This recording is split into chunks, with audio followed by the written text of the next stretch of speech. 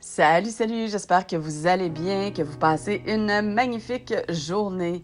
Aujourd'hui, j'avais le goût de vous partager quelque chose que j'ai remarqué en fait dans l'Ancienne Alliance, dans la Bible, et puis concernant l'idolâtrie et puis la délivrance. Donc, on va voir ça aujourd'hui.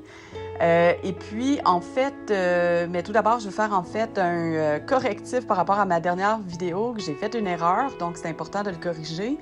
J'ai parlé que les Hébreux ont comme façon de parler, de répéter deux fois, la double répétition, que ça a été enlevé dans beaucoup de traductions, peut-être toutes, là, j'ai pas toutes vérifié, là, il y en a trop pour la BYM, la Bible de Jésus-Christ, ou la Bible de Yehoshua HaMashiach, je vais mettre le lien dans le descriptif de la vidéo. Ça a été restauré. En fait, donc on les voit, mais j'étais allée voir quelques fois dans d'autres traductions, voir s'ils les avaient gardés, puis ils les avaient pas. Mais ça veut pas dire qu'ils ont tout enlevé, là. Il y en a trop, je peux pas tout vérifier. Mais mon erreur, en fait, c'est quand j'ai dit que une fois sans œuvre est une fois morte, j'avais dit qu'il répétait même une troisième fois, mais dans des mots différents. C'est pas dans ce sens-là que les Hébreux font la double répétition, là, en lisant l'Ancienne Alliance, je le voyais bien que c'était pas dans ce sens-là. Fait que c'est pour ça que je l'ai corrigé ça. Sauf que, en même temps, hein, ça enlève pas que quand c'est dit quelque chose ou l'équivalent, ou son équivalent trois fois, je pense qu'on doit porter attention à ce qui est dit. C'est pas pour rien quand même que c'est répété, même si c'était pas en lien avec la double répétition qu'on retrouve dans le langage des Hébreux. Fait que voilà, correctif fait. Oui, c'est ça. Là, je trouve que c'était, tu sais, ça fait pas longtemps que je suis convertie. N'accordez pas une grande crédibilité à ce que je dis, mais allez vérifier parce que j'avais décidé d'arrêter les vidéos là, pour toutes sortes de raisons, là, beaucoup de questionnements, mais j'ai décidé de reprendre parce que le Seigneur m'enseigne des choses, puis je ne peux pas garder ça pour moi de façon égoïste. Et c'est pour ça que j'ai eu le goût de changer un peu le titre de mes affaires, là, parce que ma chaîne YouTube a changé un peu de vocation en cours de la dernière année ou des 2 dernières années. Si on veut, puis là j'ai changé le titre aussi la dernière fois, j'avais fait ça vite fait, partageons la parole. J'ai le goût de vous encourager aussi à partager à votre façon, chacun sa façon, puis il n'y a pas juste une façon qu'on peut partager, tu sais, moi je le fais là par vidéo comme ça, mais je le fais aussi dans la vie de tous les jours. On est amené en tant que chrétien à partager la parole et parce que ça nous encourage de plus en plus à lire la Bible par soi-même, parce que oui, on est capable de lire la Bible par soi-même, on n'a pas besoin d'un autre humain pour lire la Bible, pour la comprendre, ça je le dis souvent. Mais quand on se partage la parole les uns avec les autres, ça nous encourage finalement à la lire, la parole. Tu sais, ça nous motive des fois. Moi, juste de le partager, c'est sûr que je lis beaucoup la parole, mais ça m'encourage quand même de le partager. Si je le garde pour moi, on dirait que ça m'éteint. Donc, j'ai besoin d'en parler. Fait que c'est pour ça que là, je le fais par vidéo, mais pas que. C'est important de partager. Puis voilà. Bon, bref. Là, je vais y aller avec le sujet d'aujourd'hui, l'idolâtrie, parce que ce que j'ai remarqué, en fait, en lisant l'Ancienne Alliance, parce que honnêtement, j'ai fait tous les évangiles puis la Nouvelle Alliance, j'ai tout lu ça à maintes reprises, mais j'ai eu de la misère avec l'Ancienne Alliance.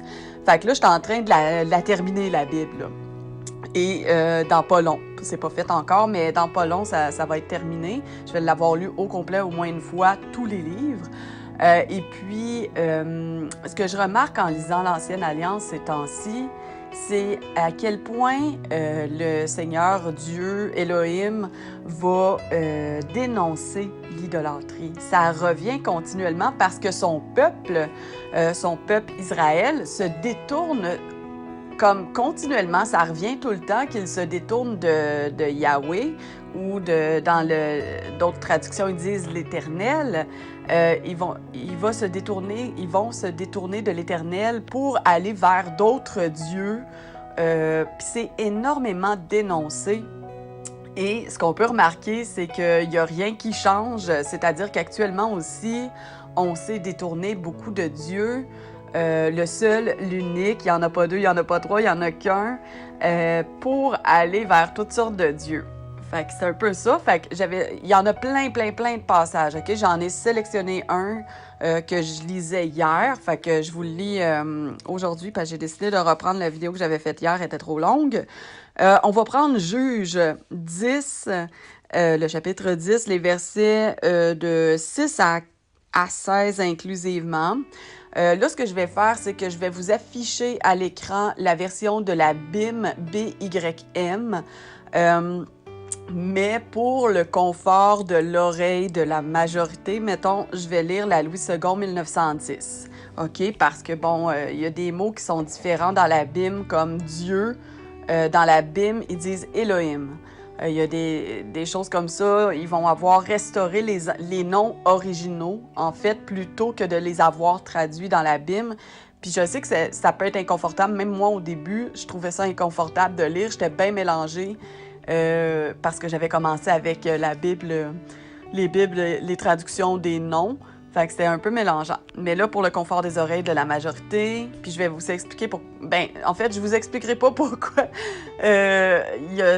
Elohim, c'est mieux que dire Dieu. Peut-être éventuellement, si Dieu le veut, je l'expliquerai parce que ça s'explique. Mais là, allons-y, j'y vais de ce pas. Donc, verset 6. Les enfants d'Israël firent encore ce qui déplaît à l'Éternel. Ils servirent les Baals et les Astartés, les dieux de Syrie, les dieux de Sidon, les dieux de Moab, les dieux des fils d'Ammon et les dieux des Philistins, et ils abandonnèrent l'Éternel et ne le servirent plus. La colère de l'Éternel s'enflamma contre Israël, et il les vendit entre les mains des Philistins et entre les mains des fils d'Ammon. Ils opprimèrent et écrasèrent les enfants d'Israël cette année-là. Et pendant 18 ans, tous les enfants d'Israël qui étaient de l'autre côté du Jourdain, dans le pays des Amoréens en Galaad, les fils d'Ammon passèrent le Jourdain pour combattre aussi contre Juda, contre Benjamin et contre la maison d'Éphraïm. Et Israël fut dans une grande détresse. Les enfants d'Israël crièrent à l'Éternel en disant « Nous avons péché contre toi, car nous avons abandonné notre Dieu et nous avons servi les Baals. » L'Éternel disait aux enfants d'Israël « Ne vous ai-je pas délivré des Égyptiens, des Amoréens, des fils d'Ammon, des Philistins? Et lorsque les Sidoniens, Amalek et Maon vous opprimèrent et que vous criâtes à moi, ne vous ai-je pas délivré de leurs mains? Mais vous m'avez abandonné et vous avez servi d'autres dieux. C'est pourquoi je ne vous délivrerai plus. Allez, invoquez les dieux que vous avez choisis, qu'ils vous délivrent au temps de votre détresse. » Les enfants d'Israël dirent à l'Éternel, « Nous avons péché, traite-nous comme il te plaira, seulement daigne nous délivrer aujourd'hui. » Et ils ôtèrent les dieux étrangers du milieu d'eux et servirent l'Éternel qui fut touché des maux d'Israël. Voilà. Donc, déjà dans ce passage-là, dernier verset, le 16e, on voit que Dieu est bon. Dieu est sensible à notre souffrance en tout temps. Et quand on se repent, parce que c'est ce que les fils d'Israël, les enfants d'Israël ont fait, ils ont ôté, ils se sont repentis, donc ils ont arrêté d'idolâtrer les autres dieux qui ne sont pas des dieux, ou les autres Elohim qui ne sont pas le vrai Elohim. Et puis, ils ont arrêté ça, puis ils ont supplié l'Éternel de leur pardonner, OK? Et Dieu, il est pas insensible à leur souffrance, il est sensible justement à leur souffrance, il est touché par leur souffrance, leurs maux. Hein? Donc ça, c'est ce qu'on remarque. Voilà, c'est comme un peu la repentance finalement. Une autre chose qu'on voit ici, c'est qui me parle beaucoup, c'est que verset 13, il dit « Vous m'avez abandonné, vous avez servi d'autres dieux, c'est pourquoi que je ne vous délivrerai plus. » Là, on parle de délivrance. C'est Dieu qui délivre. Verset 14, « Allez, invoquez les dieux que vous avez choisis, qu'ils vous délivrent au temps de votre détresse. » Là, bon, je ne sais pas si le Seigneur peut être sarcastique là-dedans, mais en fait, Puis je vais ajouter quelque chose qui vient ici, le verset 7, là, je suis désolée, je vais à rebours, mais c'est parce que ça va à rebours dans ma tête, dans ma logique. La colère de l'Éternel s'enflamma contre Israël et il les vendit entre les mains des Philistins. Okay? Il les a vendus, il les a laissés aller, en fait, à leur idolâtrie, il les a laissés faire. Puis dans ce temps-là, on vit avec les conséquences de ça. Puis quand ils ont crié justement à l'Éternel pour qu'il se fasse délivrer, ben parce que les conséquences, c'est qu'ils sont attaqués finalement, ils sont opprimés. Et puis, pour se faire délivrer, ils demandent à Dieu, ils se tournent à nouveau vers Dieu. Et puis, ben lui, il leur dit, ben pourquoi vous ne demandez pas finalement au Dieu que vous servez, que vous avez choisi parce que vous avez décidé de m'abandonner? Et c'est ça qui se passe dans notre société actuellement. On le voit beaucoup, beaucoup, beaucoup. Les gens vont se tourner vers toutes sortes de dieux. Et moi-même, j'ai fait ça. Quelque part avant ma délivrance, j'ai été délivrée. Ça, j'en ai déjà parlé de l'alcoolisme, de 15 ans d'alcoolisme. Et puis, je me suis détournée justement des faux dieux que je servais dans un sens. Pour moi, dans ma tête, c'était pas des dieux. J'étais dans le Reiki, j'étais maître Reiki. Et puis, je me suis détournée de ça. Nous autres, c'était l'énergie universelle ou l'amour inconditionnel. C'est ce qui remplaçait Dieu, finalement. C'était une autre façon de voir Dieu. Dans ma tête, quand les gens parlaient de Dieu, je faisais la traduction dans ma tête de l'amour inconditionnel ou de l'énergie universelle. Mais ça revient à servir un autre Dieu. Au niveau des gens qui prient Marie, puis moi, je connais quand même beaucoup de gens qui prient Marie puis qui sont dans des grandes souffrances, puis ils n'ont pas vécu de délivrance nécessairement. De grandes délivrances, c'est comme dans le Reiki. Je reviens à ça. J'en ai vu des miracles être opérés dans le Reiki, mais rien d'aussi extraordinaire, d'aussi magnifique que ce que j'ai vécu quand je me suis tournée vers Dieu et Dieu seul. Donc, c'est ce que je veux vous encourager aussi à faire.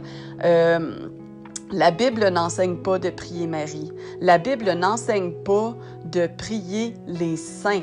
La Bible enseigne de prier pour les saints. Le pour est important, mais pas de prier les saints. C'est ça. Donc, vérifiez par vous-même, je vous le dis. Mais moi, j'ai fait le tour de la Bible, puis j'ai été très attentif à ça parce que c'est des questions que je me suis beaucoup posées, ça, puis qui ont été posées.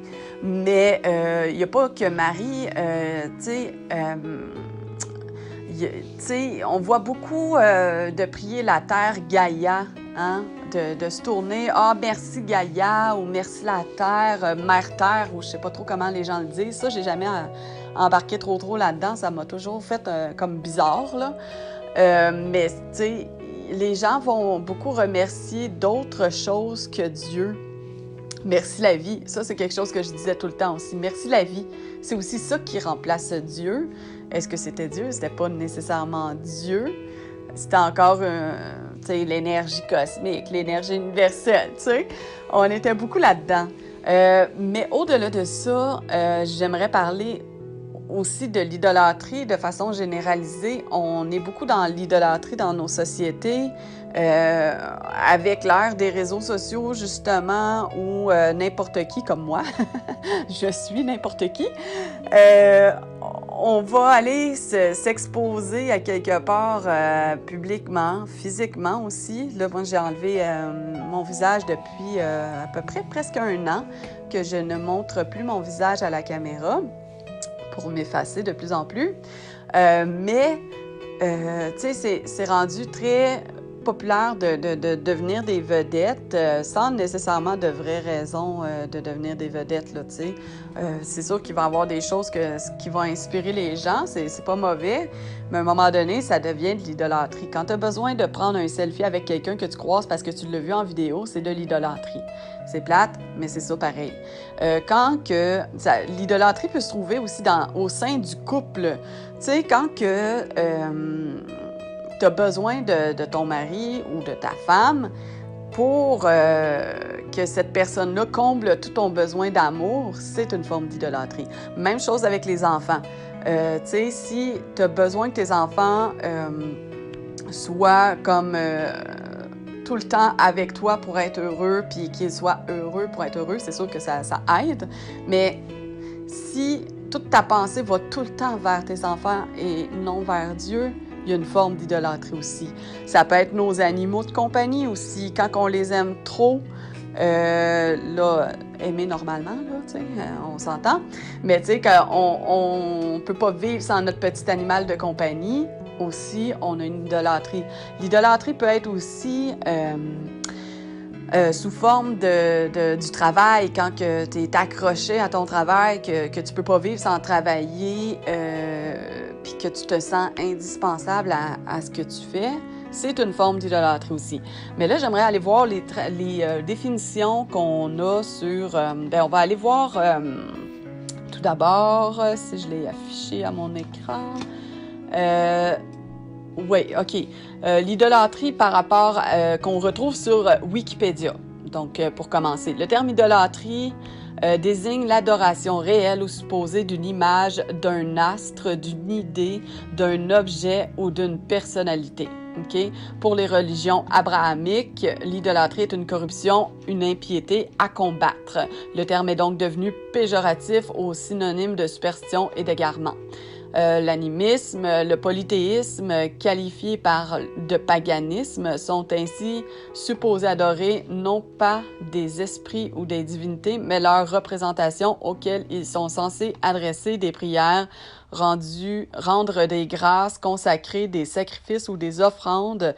Le monothéisme solaire est aussi considéré comme idolâtre par le monothéisme judéo-chrétien et musulman. Bon, bref, voilà. Donc, je voulais aussi comme capter votre attention qui parle d'image. Ça aussi, c'est quelque chose qui est très dénoncé dans la Bible. L'utilisation d'images est proscrit dans l'Ancienne Alliance. Puis souvent, puis ça en parle beaucoup, souvent. Ça revient continuellement parce que ça fait partie du cadre de l'idolâtrie. En fait, dans l'Ancienne Alliance, ce qui est intéressant de voir, et je vous encourage à la lire, l'Ancienne Alliance, justement, parce que ça va définir clairement c'est quoi l'idolâtrie selon Dieu. Là, on vient de voir la version de Wikipédia. OK? C'est défini clairement. Puis souvent, les gens vont dire « Oui, mais là, on n'est plus sous l'Ancienne Alliance, on est dans la Nouvelle Alliance. » Mais je m'excuse. Il y a des choses, effectivement, de l'Ancienne Alliance qui ont été abolies, comme, par exemple, très commun, la circoncision n'a plus cours, OK? Ça n'a plus rapport dans la Nouvelle Alliance, tout comme la dîme, ça n'a plus rapport, ça n'a plus de sens avec la Nouvelle Alliance. C'est aboli, tout ça. Puis la dîme, en plus, c'était dans un cas particulier, c'était avec les prêtres qui étaient des Lévites. C'était eux autres qui recevaient et non pas, pasteur et tout le kit là. OK? Mais bon, ça, c'est pas le sujet d'aujourd'hui. Mais il y a des choses qui ont été confirmées dans la Nouvelle Alliance. Ça, j'en ai déjà parlé probablement, en tout cas dans les 5 dernières vidéos que j'ai faites, j'ai parlé du péché. Bien, l'idolâtrie fait partie du péché à proscrire. En tout cas, je ne sais pas si j'en ai parlé, là, dans ma tête j'en ai parlé, mais peut-être que j'ai jamais fait la vidéo en question. Mais l'idolâtrie fait partie de ça.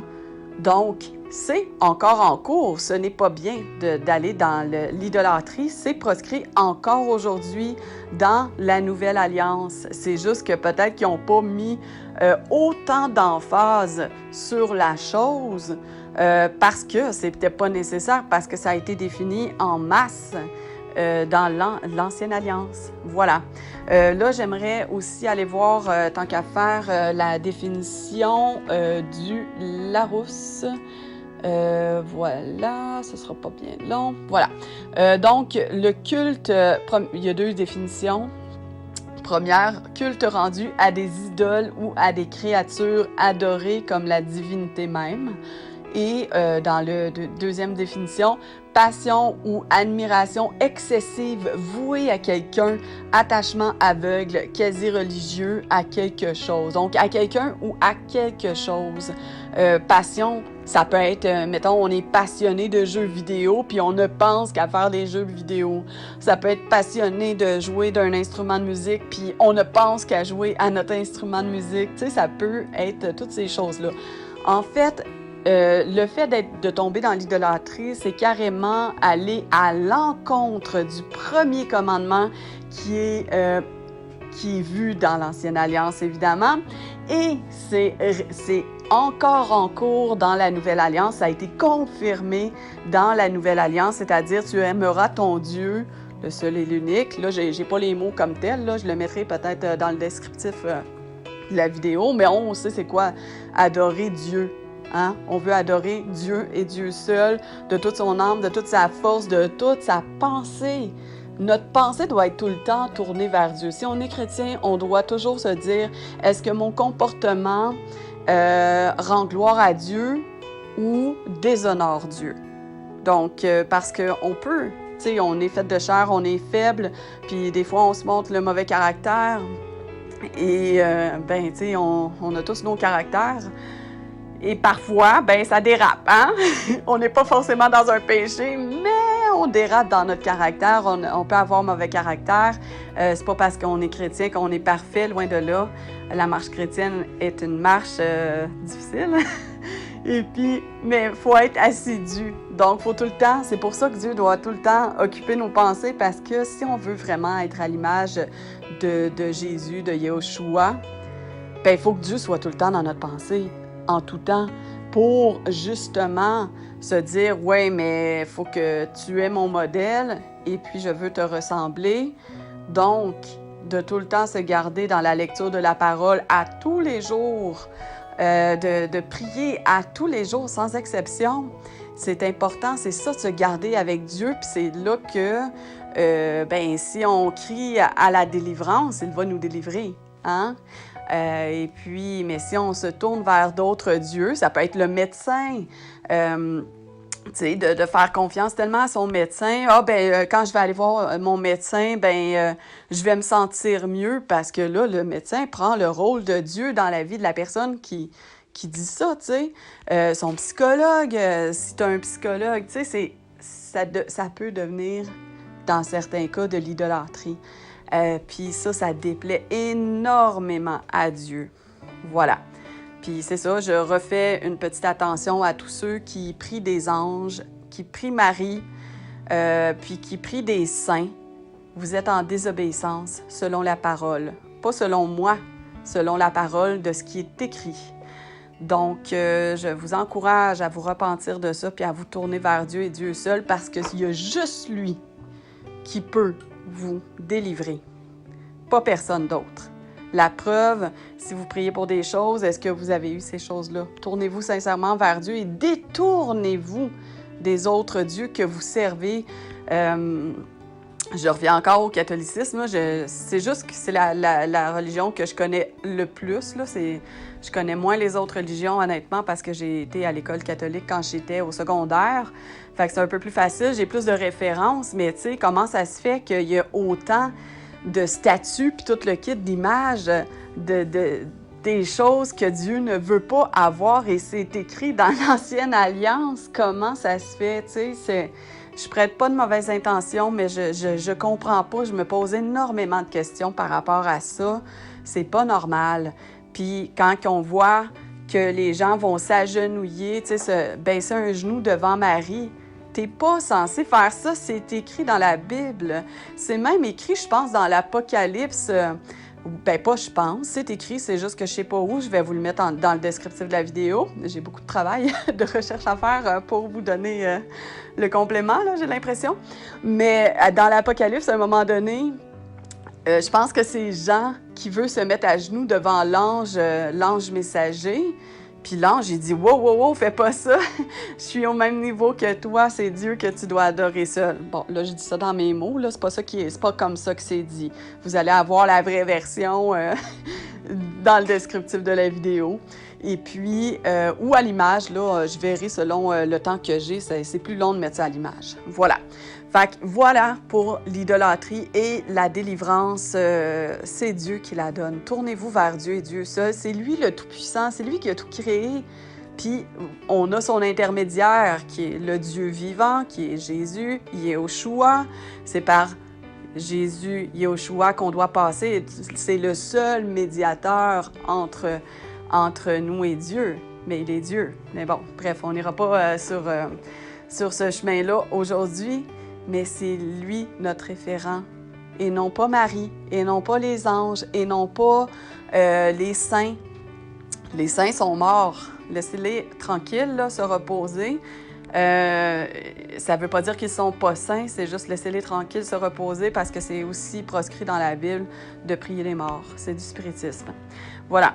Voilà. Même s'ils sont saints. OK? Fait que prenez soin de vous, que Dieu vous garde, que Dieu vous protège en toutes choses. Je souhaite au nom de Yeshua que les gens se tournent d'un cœur sincère vers Dieu. Je ne doute pas de la sincérité des gens qui prient Marie, qui prient les anges, qui prient les saints. Mais lisez votre Bible puis vous allez comprendre que c'est pas la volonté de Dieu. Je vous encourage à le faire, vraiment. Puis vous pouvez lire la Bible. Faites-vous confiance, faites confiance à Dieu surtout, parce que c'est lui qui va vous faire comprendre par le Saint-Esprit la Bible. Hein? Prenez soin de vous, au nom de Yeshua, soyez bénis et à la prochaine. Bye bye!